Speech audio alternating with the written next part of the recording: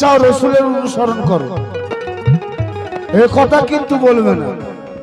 যারা পীর বিরোধী মানুষ, যারা আল্লাহর সাথে ডাইরেক্ট যোগাযোগ করে, তারা কিন্তু এ কথা বলবে না। কিন্তু কোরআন বলছে আমাকে পেতে হলে রসুলের অনুসরণ করো। তাই বলছে কি,